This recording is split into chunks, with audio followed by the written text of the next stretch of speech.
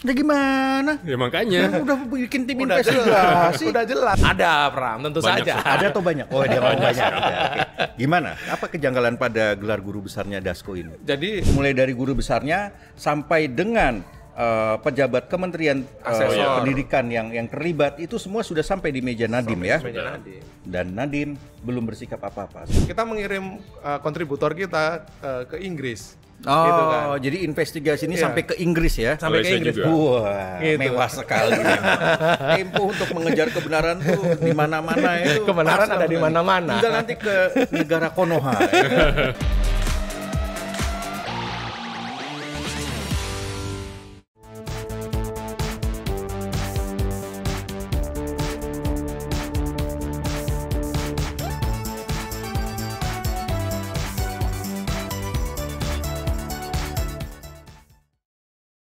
Yo, jumpa lagi bersama kami di Bocor Halus Politik bersama saya Stefanus Pramono.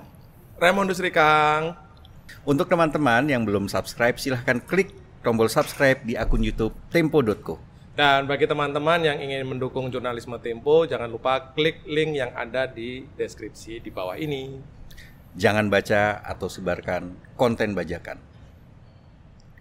Main apa kita hari ini? Oh iya, tunggu dulu. Ini ada, kalau kata Ricky, sopir tembak baru ini. Yoi. Oke, kita kenalkan Praga Utama. Halo semuanya, terima kasih sudah mengundang saya di Ya, basa-basi ini. Praga ini redaktur di Des Investigasi dan Wawancara gitu. Karena kalau kata Pram, main apa kita hari ini, kita mau main soal berbulan-bulan nih investigasi lama ya, mengulik soal guru besar Betul. gitu. Ya, Praga ini selain menjadi investigator di tim investigasi Tempo, ini juga punya program digital. Baru ya? Baru. Mantap. Bersama rekannya juga, redaktur di Nasional, ya kan, Devi Ernis. Namanya adalah Putar Balik. Ngomongin apa ya? Enggak ini enggak. Jadi putar balik ini kita pengen cerita peristiwa-peristiwa lama yang pernah diliput Tempo. Kita tahu lah Tempo liputannya selalu menarik, selalu eksklusif gitu. Dan Arsipnya sayang, kaya arsipnya banget ya. sangat kaya gitu ya dari tahun 1970-an. Jadi sayang banget kalau arsip-arsip itu tidak dimunculkan kembali. Tapi tentu saja nanti kontennya akan segar, akan kekinian lah. Karena kita kaitkan dengan isu-isu yang sedang berkembang. Mantap. bener loh ya. Kalau nggak kekinian dilarang tampil lagi di Bocor Halus. Ya lu lihat nanti lah. Pokoknya program ini nanti tayang setiap minggu, setiap jam 8 malam. Tapi sebelum itu, lu kemana aja, Pram? Berapa nih? Menghilang lama. 4 minggu ya? 4-5 minggu. Oke. Dicariin ini nih, penonton kita nih. Cuti atau liputan? Gue sibuk mempelajari Asian values. Gua kira mempelajari kodam. Enggak, Ilmu membaca kodam. itu di balik layarnya lah.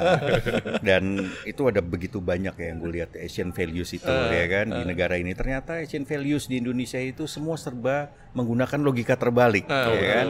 Misalnya dalam kasus kematian anak di Padang tuh, ya kan, yang diburu malah orang yang menyebarkan, Ya, gitu ya, kan, ya, ya. bukan orang yang pelakunya, Ya. polisi-polisi yang kemudian diduga terlibat dalam penyiksaan. Ya begitu juga soal kasus ketua KPU lah ya, itu logikanya kan terbalik ya, harusnya sudah dari dulu tuh dia diberhentikan gitu dengan berbagai pelanggaran dan etik dan lain-lain gitu, tapi ya tetap dipertahankan. Itulah Asian values kita. Masuk langsung ngegas dia. Tapi ngomong-ngomong, dalam kasus guru besar juga ada Asian value-nya nih. Nih, tiba-tiba kok sudah langsung masuk kasus guru besar ya kan? Biar cepat. Oke, maunya cepet-cepet aja anak investigasi ini. Padahal lama terbitnya. Ya, Oke, kita akan main soal Guru besar. guru besar, terutama para politikus. Politikus dan juga ini Pram, bagaimana komplotan. Komplotan. di dalam. Tim reviewer yang ada di Kementerian Pendidikan ya, sehingga meloloskan para guru besar nih. Iya. Karena Praga juga, Pram pasti juga tahu bahwa sebenarnya Tempo juga nggak kurang-kurang nih ngeliput soal atau menulis soal guru besar kan. Ya, betul, Tapi kali ini berbeda karena satu tadi soal reviewer, kedua ini melibatkan politikus atau bahasa kerennya political expose person. Weh. Ini orang-orang hebat nggak? Orang-orang berkuasa nggak? Kita berkuasa, jabatan-jabatan penting nih. setiap hari Siapa? muncul di berita. Oh ya, siapa yang pertama akan kita bahas? Praga. Pertama mungkin penonton atau teman-teman Tempo udah pada tahu ya Bambang Susatyo, Bambang Susatyo, Iya, Ketua iya. MPR ya, Ketua MPR. dan juga politikus Golkar. Ya, dan kita juga 2 pekan lalu mungkin agak ramai di Tempo, hanya Tempo yang memberitakan bahwa Bamsud ini sedang mengajukan permohonan guru besar. Tapi ternyata secara syarat belum memenuhi. Bahkan riwayat pendidikan pun dia aneh. Lulus S2 duluan baru S1. Itu jadi sempat heboh lah di dunia maya ya. Logika kebalik lagi-lagi Logika ya. kebalik. Asian value. Oke. Enggak, tapi kenapa kemudian Bamsud jadi menarik, Praga? Apakah semata-mata ya karena riwayat pendidikannya itu, atau misalnya ada lobby-lobby itu di balik upaya dia mendapatkan gelar guru besar? Oke Kang, jadi gini, kasus Bambang Susatyo ini agak menarik dan agak unik. Jadi di tengah penelusuran tim investigasi terhadap beberapa guru besar yang diduga bermasalah, tiba-tiba di beberapa media online itu muncul banyak berita bahwa Bambang Susatyo sedang ingin menjadi guru besar.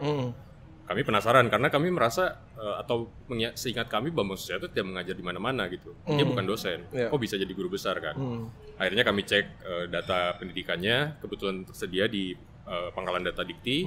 Terlihatlah beberapa kejanggalan. Salah satunya adalah riwayat mengajar yang dia 2013-2014 mengajar tapi vakum, baru mengajar lagi 2023 dan dalam waktu kurang dari 2 tahun sudah mengajukan guru besar. Secara syarat itu tidak mungkin dan tidak boleh. Karena syaratnya adalah minimal 10 tahun.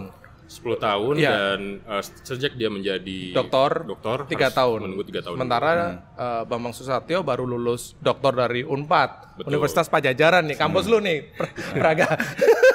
Kadang-kadang suka dipelesetin Unpad itu. Universitas pasti doktor. Ya kan?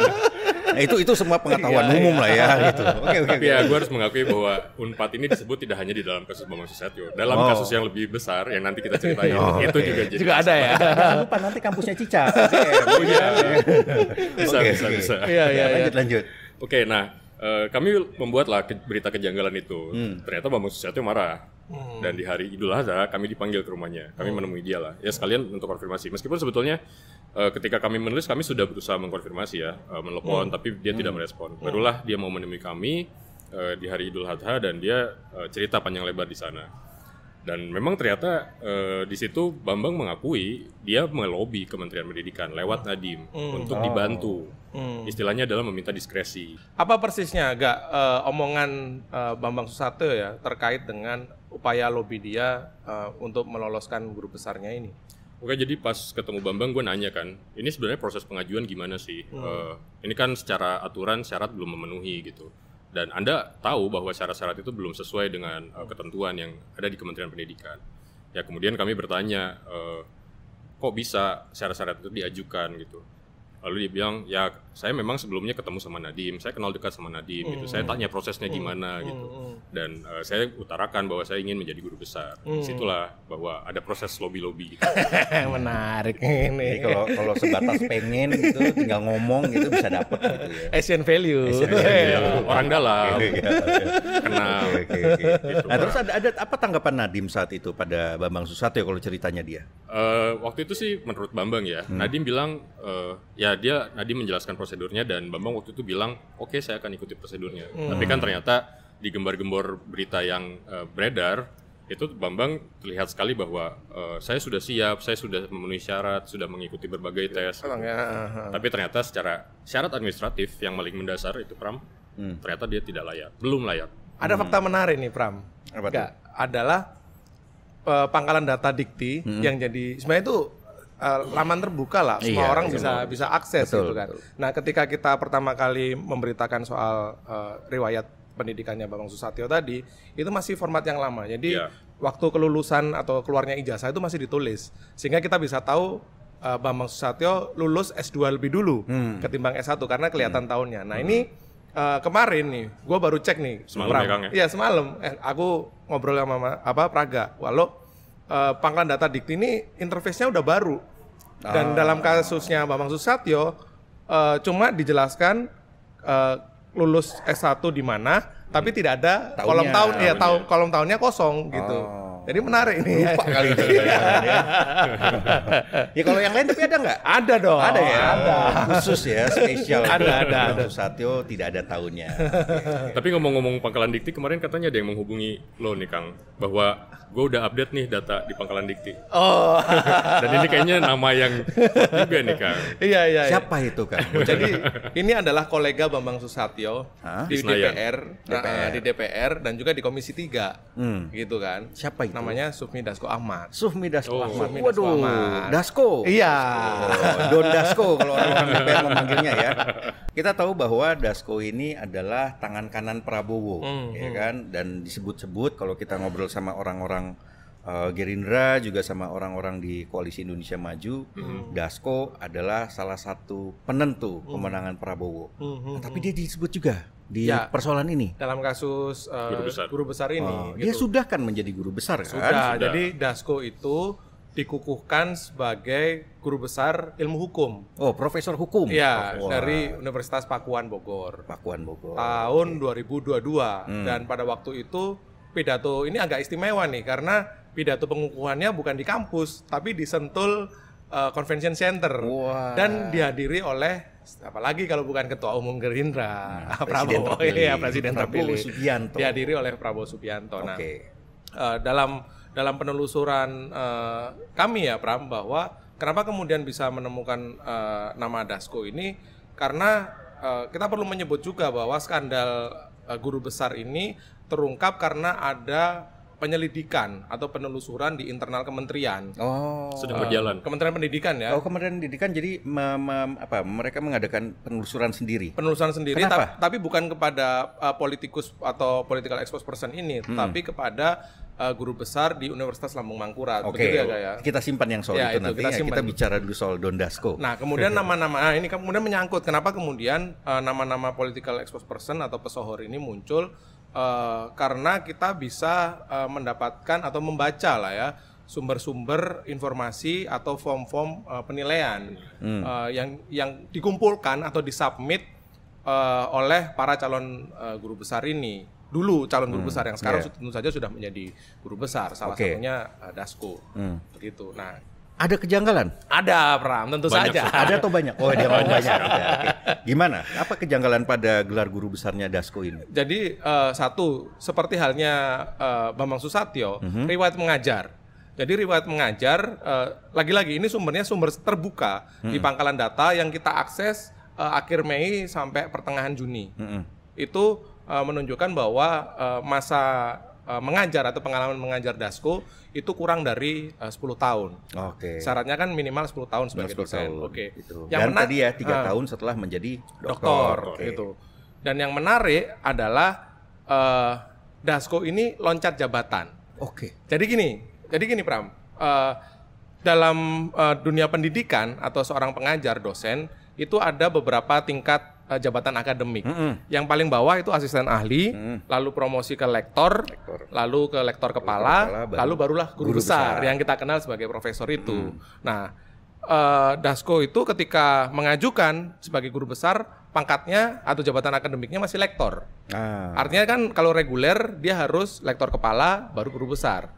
Tapi ini dia loncat ya. Itu dimungkinkan. Gitu. Asalkan apa? Menulis 4 jurnal internasional bereputasi, gitu kan enggak ya? 4 artikel. 4 artikel di jurnal bereputasi internasional. Ya. Dasko punya berapa jurnal? Punya berapa artikel? Jadi yang kita lihat sumber otentik yang kita lihat, Dasko itu yang memenuhi itu ada 5.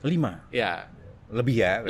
Jadi effortnya ada lah ya. Ada. Gitu jadi lebih gitu kan. Kemudian sepintas memang memenuhi gitu kan. Tapi kalau kita telisik lebih jauh Pram, itu ada keanehan atau kejanggalan dalam jurnal yang dia submit ke Kementerian Pendidikan. Apa itu? Misalnya ada jurnal yang disubmit atau dikumpulkan Dasko Kementerian Pendidikan sebagai syarat pengajuan guru besarnya bernama Jurnal Ayer. Ayer ini ada di mana? Jadi Ayer ini adalah jurnal yang ditulis dalam bahasa Spanyol Pram.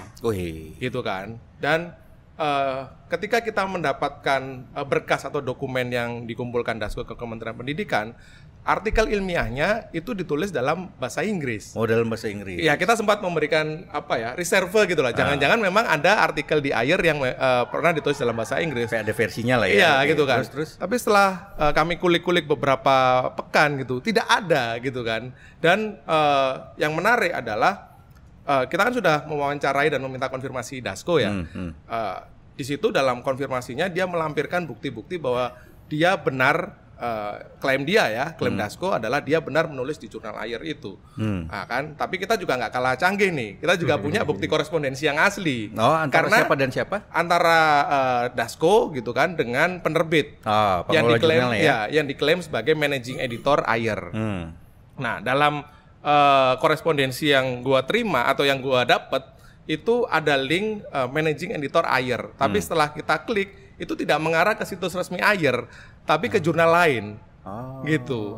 Kok membagongkan begitu? Itu makanya ke jurnal lain, gitu kan. Dan ketika kita tanya kenapa bisa begini, gitu, Dasko mengatakan kepada kita dalam jawabannya itu bahwa ada link error yang di luar kendali penulis gitu. Ya namanya internet di Indonesia. Ya. Tapi selain jurnal ada juga yang menarik. Apa itu? Jadi Dasko ini kan guru besar hukum ya, profesor hukum. Tapi dalam pengajuannya dia dinilai oleh profesor ekonomi.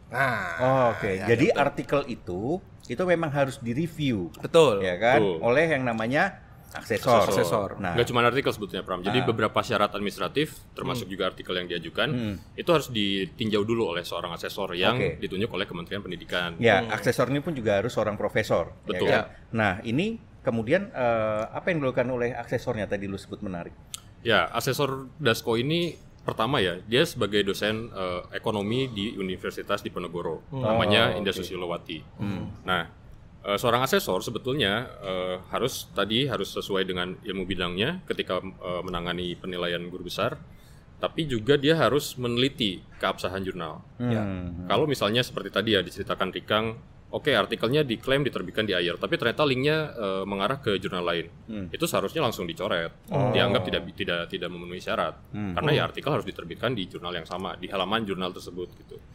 Nah, diduga Indah ini memang meloloskan berbagai syarat yang janggal itu sehingga sampai akhirnya Dasko menjadi guru besar karena tanpa asesor sebetulnya seorang guru besar yang syaratnya tidak memenuhi tidak akan bisa menjadi guru besar.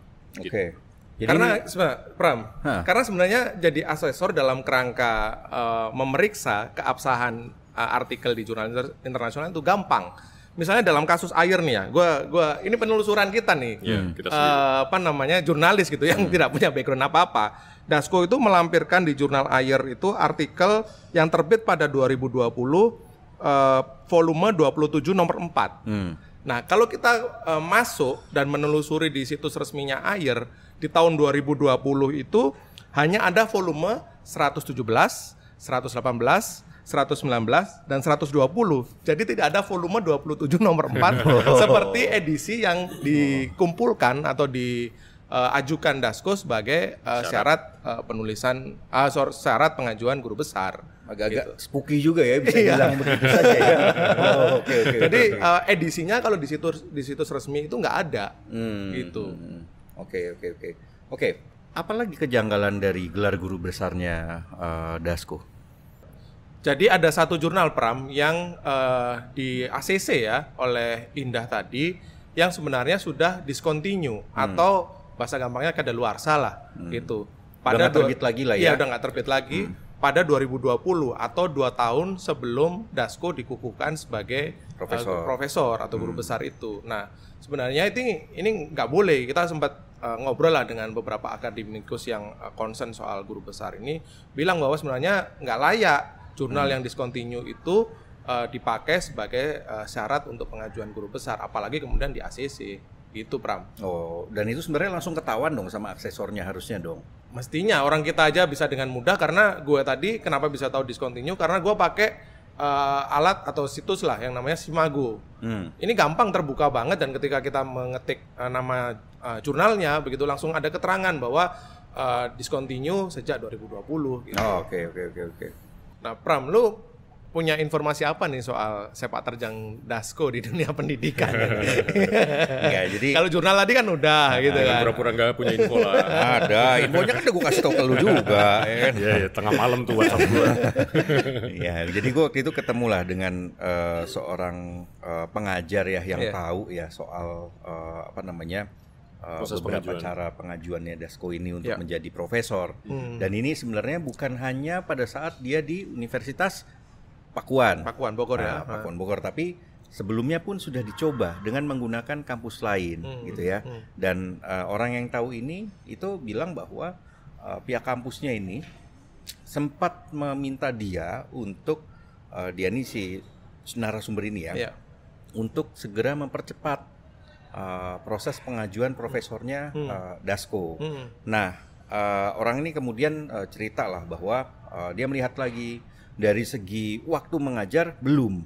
Terus juga dari sisi jabatan tadi juga udah disebutin pangkat ya. Belum nih, masih statusnya masih lektor, masuk mau langsung jadi profesor gitu.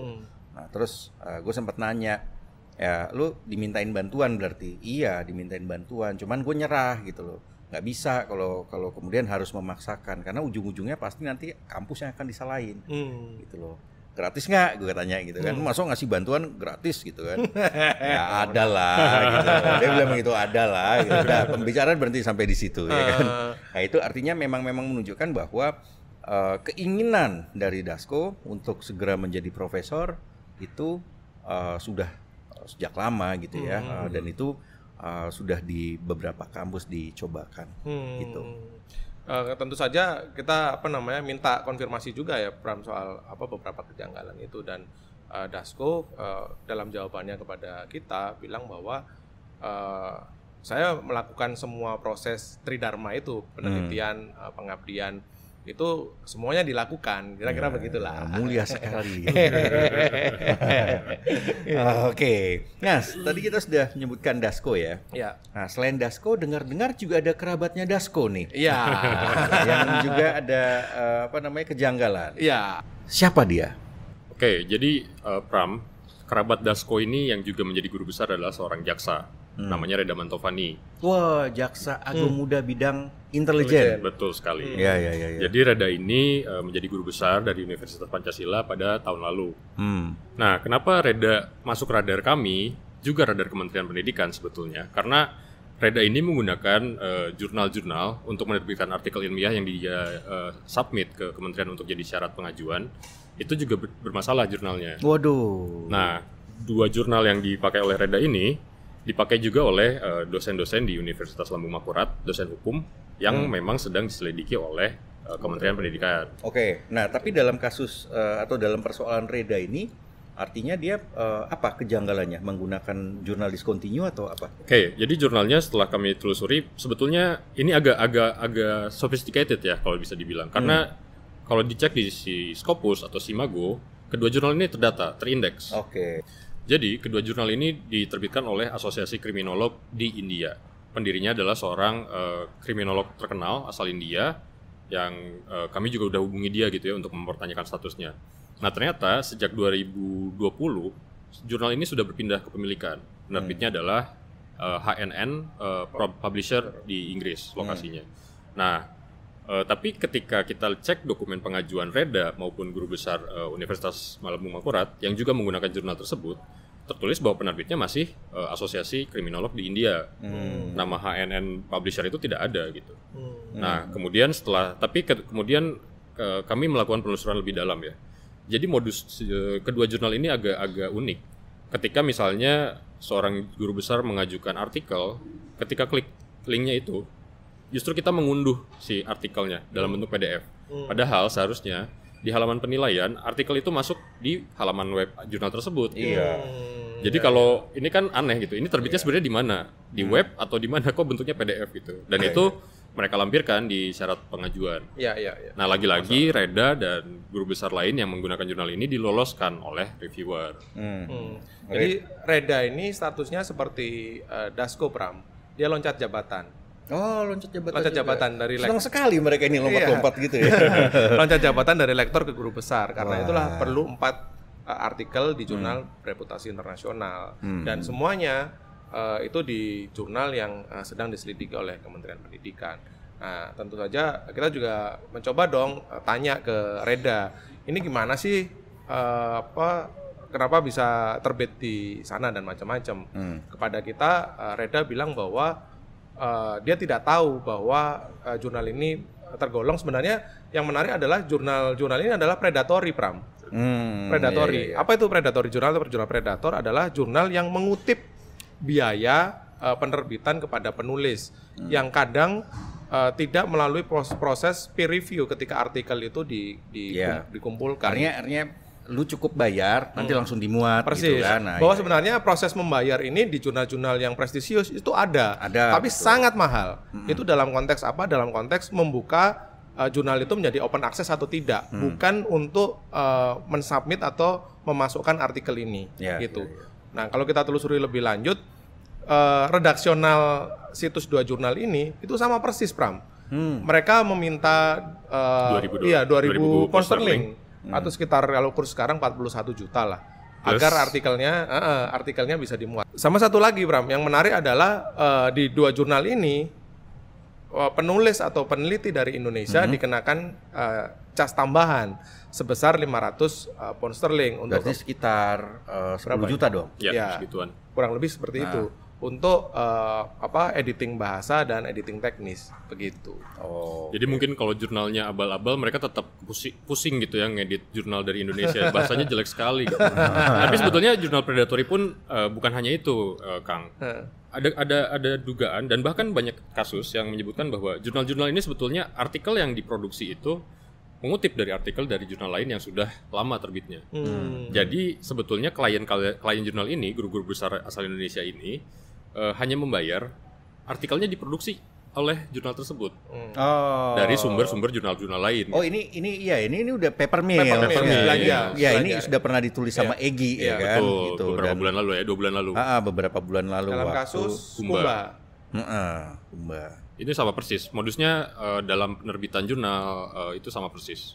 Memang modus yang lazim dilakukan oleh para guru besar dari Indonesia. Ya. Waktu itu gue ingat banget tuh pada kasus Kumba gitu ya, kita menulis banyak sekali soal paper mills ini kerjasama juga dengan Jaring dan juga The Conversation Indonesia, dan di situ memang praktik academic misconduct atau pelanggaran akademik ini luar biasa masif. Orang bisa dengan mudah, atau dosen-dosen itu bisa dengan mudah membeli artikel, terus kemudian dipublish. Habis itu artikelnya ini kemudian disubmit sebagai syarat kenaikan jabatan untuk menjadi guru besar gitu. Dan ini menimpa banyak sekali gitu ya. Tadi termasuk salah satunya kan Kumba tadi gitu. Dari mana dong Kumba? Sebutin dong. Sebutin dong. Jangan sungkan begitu. Kumba itu satu kampus yang sama dengan saya gitu kan. Saya ya gitu. Kampus S2-nya ya, UNAS gitu. Berarti ya kampus-kampus kita ini nggak ada yang bersih ya sebetulnya. Ada mungkin filsafat dan teologi nggak tahu juga deh gitu. Nggak, tapi UNAS kan sudah mengambil tindakan ya waktu itu. Kumba dinonaktifkan, dicopot gitu dan segala macamnya lah. Ya artinya masih ada ketegasan, walaupun orang juga nanti bisa bertanya-tanya juga ini cukup tegas atau tidak gitu ya. Gitu loh. Oke. Pram, gua nambahin dikit. Kan kita penasaran ya soal jurnal yang dipakai. Karena jurnal ini yang dipakai oleh Reda tadi itu tidak hanya dipakai oleh Reda dan guru besar ULM, banyak sekali. Salah satunya juga adalah Siti Aziza. Siti Aziza ini yang lain adalah anak dari Ma'ruf Wakil Presiden Ma'ruf Amin. Jadi Siti Aziza itu kan menjadi guru besar di Universitas Negeri Surabaya, ya kan. Tapi sekarang dan kita pernah menulis itu. Ya, pernah menulis itu juga. Tapi sekarang Siti Aziza pindah ke Universitas 17 Agustus 45 di Jakarta, di Tanjung Priok sana. Kita juga sudah temui juga gitu, dan kita tanya kenapa kita bisa menerbitkan artikel di jurnal Predator, begitu kan, bahwa dia mengatakan bahwa ya sebenarnya itu sangat layak karena terindeks Scopus, dan ketika kita tanya bayar nggak? Ya adalah biaya yang yang dia bayarkan, tapi dia lupa nominalnya berapa. Gitu. Iya. Jadi emang jurnal ini menarik karena digemari oleh pesohor-pesohor atau politikus-politikus kita. Nah, karena kita penasaran, kenapa sih politikus-politikus kita ini pakai jurnal ini gitu kan, menyasar jurnal ini, kita mengirim kontributor kita ke Inggris. Oh, gitu kan. Jadi investigasi ini sampai ke Inggris ya? Sampai ke Inggris. Wah, gitu. mewah sekali. Tempo untuk mengejar kebenaran tuh di mana-mana itu. Kebenaran ada di mana-mana. Tinggal nanti ke negara Konoha. Ya. Oke, gimana hasilnya? Ada kontributor kita di Inggris yang kita minta, kita tugaskan untuk, kenapa ke Inggris? Karena jurnal ini, kata Praga tadi, di take over oleh sebuah perusahaan di Inggris. Nah, kalau kemudian kita baca aktanya, ini kita mengulik juga akta, namanya HNN Publisher. Ini kantornya di Birmingham, dan ketika kita mengutus kontributor kita ke sana untuk meliput, ini ketika di akta kita datangi alamatnya, ternyata rumah, Pram. Oh. Jadi tidak ada kayak sebuah perusahaan jurnal yang prestisius, yang munafik. Jadi rumah seorang warga negara Pakistan. Iya, Pakistan gitulah. Dan ketika kita meminta konfirmasi bagaimana aktivitas jurnalnya, dia minta kita menunggu, tapi beberapa jam kemudian dia menolak untuk diwawancara. Apa hubungannya dengan kita? Dalam akta di Inggris itu, perusahaan HNN Publisher ini dimiliki oleh salah satu warga negara Indonesia, namanya Nira Haryati. Siapa dia? Oke. Jelasin nggak? Oke, Nira Haryati ini agak unik karena selama kita menelusuri kasus guru besar, terutama ketika fokus di kasus Universitas Lambung Mangkurat, nama dia tercantum di daftar guru besar Universitas Lambung Mangkurat. Sebagai dosen lah ya. Sebagai dosen di Fakultas Ekonomi. Tapi ketika gue kesana, Pram, ketemu sama dosen, kemudian gue juga kontakan sama wakil rektor. Ketika gue nyebut nama Nira Haryati, tidak ada yang kenal, aneh sekali gitu. Dan ternyata setelah gue cek, Nira Haryati itu tuh memang pernah di ULM tapi tahun 2012 kalau tidak salah. Nah, setelah itu baru dia pindahlah ke Malaysia. Nah, uniknya nama Nira Haryati ini juga muncul sebagai pemilik dan pendiri sebuah CV yang namanya Intellectual Age Consultancy. Intellectual Age Consultancy ini muncul dalam pemeriksaan guru besar hukum di Universitas Lambung Mangkurat oleh Kementerian Pendidikan. Jadi suatu ketika tim dari Kementerian Pendidikan sedang melakukan integrasi lah ya ke guru-guru besar ini, bagaimana mereka prosesnya, ada yang ngaku bahwa oke, saya bayar akhirnya nih, saya bayar lewat CV Intellectual Age Consultancy. Oh, supaya artikelnya bisa dipublish. Supaya mereka punya artikel, karena sesungguhnya guru besarnya tidak punya artikel. Oh, ya tadi kan praktik paper mills gitu. Ya. Nah, kemudian karena kami dapat informasi nama CV Intellectual Age, kami cek aktanya, keluar nama Nira Haryati, cocok lah. Oke, ketika dapat informasi, seorang wartawan, hal pertama yang dilakukan adalah googling. Nah, ini lucu. Jadi ketika gua googling nama Intellectual Age Consultancy, ternyata muncul juga sebagai nama sebuah perusahaan di Malaysia. Juga perusahaan yang bergerak dalam bidang pengurusan jurnal. Cuman jurnalnya beda, bukan dua jurnal yang tadi yang dipakai oleh Reda dan guru besar hukum lain. Jadi ada jurnal lain lah. Tapi CV ini, perusahaan ini di Malaysia mengelola beberapa jurnal. Nah, di Google itu banyak sekali dosen-dosen Indonesia yang mengupload bukti transfer dan korespondensi ke rekening atas nama CV Intellectual Age Consultancy di Indonesia sebagai perwakilan perusahaan di Malaysia. Jadi ada keterkaitan. Jadi CV Intellectual Age di Indonesia dalam bentuk CV, di Malaysia sebagai perusahaan swasta, tapi ternyata pemiliknya sama-sama pemilik HNN Publisher yang ada di Inggris. Nah, ini yang sudah pernah disebutkan di tulisannya Egy waktu itu ya, bahwa mereka ini memang berjejaring gitu loh. Dan bukan hanya di satu negara, bahkan juga untuk reviewernya pun juga mereka kan dari berbagai negara tuh, dosen-dosen dari Iran, Rusia dan segala macamnya gitu loh. Tapi aneh-aneh gitu kan. Udah banyak lah kajian soal itu ya, orang yang menganalisis secara langsung maupun tidak langsung gitu ya, melihat-lihat reviewer ini seperti apa kejanggalannya. Seringkali kan nama-nama itu ditempelkan aja, Pram. Iya, betul. Belum tentu dia punya latar belakang akademik atau apakah benar ada orang bernama itulah kira-kira gitu dalam editorial board-nya itu. Oke. Gitu. Nah, gua nambahin sedikit, Pram. Jadi dalam kasus Intellectual Age Consultancy itu terlacak dari apa?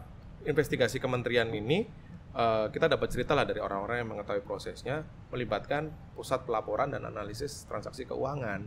Karena Pram, karena apa? Karena awalnya mereka agak kesulitan ini menembus atau mencari spider web-nya atau bagaimana jaringan ini beroperasi gitulah. Setelah kemudian PPATK masuk atau Pusat Pelaporan Analisis dan Transaksi Keuangan itu masuk, barulah ketahuan tuh bahwa ada transfer atau transaksi ke CV ini. Begitu. Nah, ketika kita konfirmasi ke PPATK, salah satu pejabat PPATK mengatakan tidak mau terbuka dan membenarkan lah bahwa proses ini sedang berlangsung, kira-kira begitu. Dia tidak mau membuka segala bahan yang sedang mereka olah, kira-kira begitu. Nah, gue sebenarnya punya cerita menarik ya soal si CV ini yang mengurusi jurnal ini dan keterkaitan dengan si para asesor di Dikti. Jadi kenapa kemudian ini saling terhubung gitu dan melibatkan PPATK, karena penyidik dari Kementerian Pendidikan mendapat pengakuan dari seorang dosen di ULM yang bilang mereka mengeluarkan uang sebesar 70 sampai 130 juta untuk mengurus pengajuan guru besar. Tapi kalau kita cek tadi kedua jurnal tadi kan biaya prosesinya hanya sekitar, kalau dirupiahkan ya, hanya 40 jutaan. Ditambah yang tadi 500 itu total paling 50 juta. Artinya ada sisa duit yang hilang nih, kemana nih? Dari 70 sampai 130 juta. Nah itulah makanya ada asumsi bahwa duit ini mengalir ke Jakarta atau ke Kementerian Pendidikan. Nah dari situlah kemudian peran-peran para asesor ini dibedah, dicek gitu ya. Dan ternyata bukan cuma asesor yang bermain, karena pejabat Dikti yang punya wewenang untuk mengatur plotting si asesor ini menilai siapa, itu juga terlibat. Jadi bisa disimpulkan bahwa ada gerombolan bandit di Kementerian Pendidikan. Betul. Loh iya, kita harus menyebut apa lagi untuk orang-orang yang semacam ini kan. Mereka ini berjejaring, mereka kemudian diduga kemudian bermain dan menerima suap untuk meloloskan seseorang menjadi guru besar. Betul kesimpulannya seperti itu. Betul. Karena di tengah proses ini, Pram, ada pergantian pejabat di Dirjen Direktorat Jenderal Pendidikan Tinggi. Dirjennya diganti, terus kemudian yang tadi Praga sebut itu adalah Direktur SDM, Direktur Sumber Daya Manusia, yang punya kewenangan untuk meng-ACC atau menyetujui siapa-siapa nama asesor atau tim penilai yang harus menilai calon guru besar A, B, C, dan seterusnya. Begitu. Dan ini sudah diganti oleh orang-orang baru di tengah proses investigasi ini. Kenapa diganti oleh orang baru? Apakah mereka lebih baik atau bagaimana? Karena memang terbukti ada permainan, terbukti bahwa yang sebelumnya ini ikut mengatur, ikut dalam gerombolan tersebut. Pejabat di kementerian sudah mengakui itu.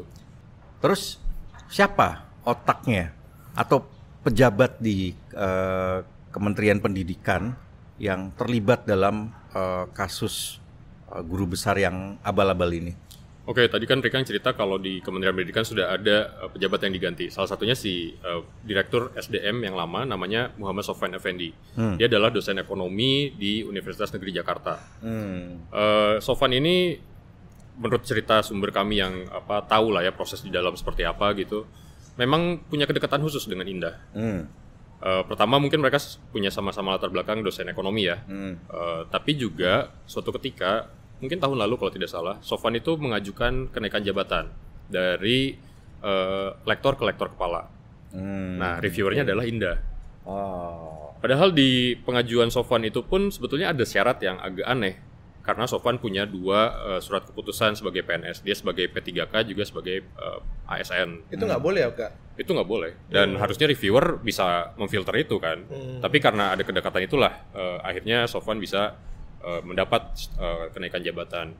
Nah sekarang Sofwan sudah di-kick dari Kementerian Pendidikan dan akhirnya sekarang kembali ke UNJ jadi dosen. Oke. Sudah dihubungi juga nih sih. Udah, tapi dia membantah. Dia malah lempar body karena dia bilang justru yang mengatur plot asesor untuk menilai guru besar itu Direktur Jenderal Pendidikan Tinggi gitu, Dirjen. Tapi ketika kami cek lagi ke Dirjen, ya nggak mungkin lah, itu kan urusan teknis gitu.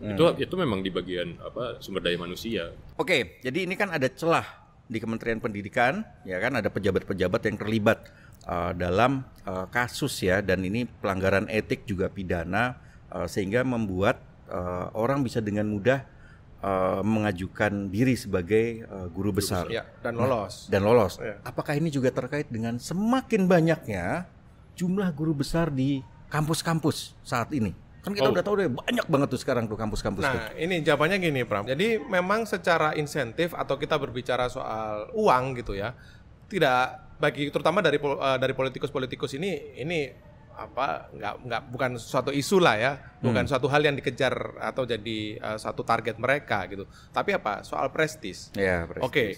Tapi kemudian yang menjadi menarik adalah bagaimana dengan kampus-kampus yang mengejar jumlah guru besar yang sangat banyak. Ini berkaitan dengan apa? Akreditasi, ya kan? Kemudian gengsi kampus. Dan tentu akan berkaitan juga dengan apa? Dengan status kampus yang meningkat akan berbanding lurus dengan bantuan-bantuan, hibah, kerjasama yang berpotensi mereka peroleh jika kampus itu memiliki banyak guru besar. Ya, betul. Jadi itulah kemudian alasan kenapa kata Praga tadi, kampus pun jadi satu kesatuan proses yang terlibat dalam hal ini. Dalam hal pengajuan guru besar, mestinya ketika ada ketidakcocokan atau ketidaksesuaian syarat, dari sejak kampus atau fakultas itulah dipotong ya. Betul. Jadi belum lengkap, silakan dipenuhi dulu. Harusnya di situ, tidak kemudian didorong melambung sampai Kementerian Pendidikan dan dinilai oleh reviewer atau asesor tadi. Karena memang proses pengajuan guru besar di kampus pun berlapis, Kang, Pram. Jadi guru besar itu pertama, kalau dia merasa sudah punya angka kredit yang cukup, dia akan bilang ke dekan. Dekan kemudian akan mengajukan ke senat atau rektorat. Nah, di sana akan ada proses review juga. Dilihat, oke, angka kredit kamu sudah cukup, tapi syarat kamu yang lain seperti jurnal sudah oke belum gitu. Nah, disitulah yang ternyata dalam kasus OLM juga dipermainkan. Dan ada tindak pidana karena ada pemalsuan dokumen, terus pemalsuan tanda tangan, dan itulah yang kemudian membuktikan bahwa jaringan ini bekerja sangat luas gitu ya, dalam arti dari mulai level kampus sampai asesor gitu. Ada berapa sih di ULM atau Universitas Lambung Mangkurat ini? 11 guru besar hukum yang bermasalah. Wih, banyak ya. Tuh. Mereka karena dilantik atau dikukuhkan barengan gitu loh, Pram. Dalam satu periode yang mirip lah. Satu periode itu ada 11. Oh, kampusku cuma satu yang bermasalah ya. Nggak tahu kalau ditelisik lebih jauh ya kan, nggak tahu juga. Ya, nggak, tapi ada yang bikin malu juga karena guru besar ULM ini dinilainya salah satunya sama dosen di kampus gua. Oh, dosen kampus lo. Ya itu tadi. Jadi tidak hanya satu nama yang kita sebut di awal tadi ya, Pram, soal Indah, tapi ada menurut wawancara kita ada 11 asesor yang diselidiki dan sekarang dalam status dibekukan dulu ya, proses atau statusnya sebagai asesor karena mereka dalam under investigasi kementerian. Nah, 11 ini yang bisa kita sebut sebagai komplotan lah. Oke. Kampusnya Cica nggak ada? Kalau ditelusuri banyak sebetulnya. Banyak ya. Karena kita kan nyebut kampusnya Cica mana ya kan? Nah, oke. Pertanyaan gue selanjutnya. Menteri Pendidikan Nadiem Makarim tahu nggak sih ada persoalan ini? Tahu lah, Pram. Tahu dia. Satu, kenapa? Karena tentu karena ini investigasi ya. Kami perlu secara layak meminta konfirmasi atau penjelasan dari pengambil kebijakan tertinggi di kementerian itu. Kita sudah menghubungi lewat orang-orang dekatnya, terus kemudian Praga juga mencegat di DPR untuk memberikan surat, tapi ya kabur gitu loh, dan sampai hari ini tidak memberikan tanggapan ke kita. Nah, dari mana dia tahu? Satu dari itu. Terus kemudian yang kedua adalah proses yang ada di internal Kementerian Pendidikan itu sudah sampai di mejanya Nadiem, Pram. Oh, bahwa ditemukan ada pelanggaran, sederet pelanggaran. Bukti-buktinya sudah sangat mulai dari guru besarnya sampai dengan pejabat Kementerian Pendidikan yang terlibat itu semua sudah sampai di meja Nadiem ya. Dan Nadiem belum bersikap apa-apa sampai sejauh ini. Apa yang terjadi? Jadi sebetulnya begini, berdasarkan cerita sumber kami yang tahu lah proses penyelidikan, setiap ada update itu tim akan membuat laporan dan akan menyampaikan ke Nadiem. Nah, suatu ketika waktu itu habis lebaran tahun lalu ya, lebaran tahun ini yang April kalau nggak salah, itu bukti pelanggaran di kasus Lambung Mangkurat itu sudah jelas, dan waktu itu tim sudah membuat rekomendasi untuk ditandatangani Nadiem untuk mencabut jabatan guru besar ini. Tapi sampai sekarang surat itu belum ditandatangani dan dikeluarkan Nadiem dan dikirimkan ke kampus Universitas Lambung Mangkurat. Cuman lucunya sekitar awal Juni ada surat memang dari Kementerian Pendidikan ke Rektor Universitas Lambung Mangkurat yang isinya meminta rektor membuat tim memeriksa kasus ULM, guru besar hukum di ULM. Udah gimana? Ya makanya. Udah bikin tim investigasi. Udah jelas sebenarnya, Pram. Hasilnya udah ada. Udah Terus dibalikin lagi ke kampus. Makanya. Kampusnya suruh bikin tim investigasi sendiri. Dan di surat itu yang gue lihat ya, salinan itu, jadi yang diminta untuk menjatuhkan sanksi ke guru besar, meminta guru besar untuk mengembalikan tunjangan, memecat staf yang diduga membantu terbukti membantu rekayasa syarat-syarat, itu dipecat oleh rektor. Jadi bukan oleh Kementerian Pendidikan. Jadi mungkin Kementerian Pendidikan seperti lempar tangan aja lah, buang bodi ke kampus gitu. Nadimnya yang lempar tangan berarti. Bisa jadi ya. Ya harusnya, karena SK tersebut memang harus ditandatangani oleh... Nadim juga ini memang dia mengadaptasi Asian value tadi. Ya kan? Balik-balik terus logikanya gitu loh. Nah, dengan segala temuan kita, ini Pram, sikap Tempo seperti apa? Kan situ ya ikut rapatnya. Sini kan nggak ikut. Tapi oke lah. Ya, okay lah. Jadi gini, gue mengutip ada pepatah Latin. Non multa sed multum. Nah, cocok. Bukan jumlahnya tapi kualitasnya. Di negara ini, kita berorientasi pada kuantitas. Kementerian Pendidikan berorientasi pada jumlah dari guru besar. Dan tidak memperhatikan atau abai pada kualitasnya. Dan ini yang terjadi pada kementerian yang dipimpin oleh Nadiem. Ingat, kita sudah berkali-kali menuliskan persoalan pendidikan tinggi, ya kan? Mulai dari dokter honoris causa, terus juga kemudian plagiarisme yang dilakukan rektor ya waktu itu, dan UKT. Semua dikembalikan. UKT juga lah ya. Dan ini karut marut dari persoalan ini seharusnya diselesaikan oleh Nadiem. Tapi pada persoalan guru besar, ketika yang dibidik adalah jumlah, akhirnya kualitas terabaikan. Kalau gue melihat bahwa ada profesor-profesor yang masih oke. Ya, itu harus diakui dong. Ya, harus diakui. Di kampusku juga ada tuh. Belum lama ini dilantik jadi profesor gitu, dan dia namanya Profesor Sigit Rohadi, dan gue tahu persis dia enak banget cara memberikan pengajarannya, dan juga gue membaca karya-karya ilmiahnya dia. Asik lah gitu kan. Ini contoh aja gitu kan. Biar gue nggak diajar lagi sama dia, tapi paling nggak biar gue nggak dikeluarin dari kampus. Gitu.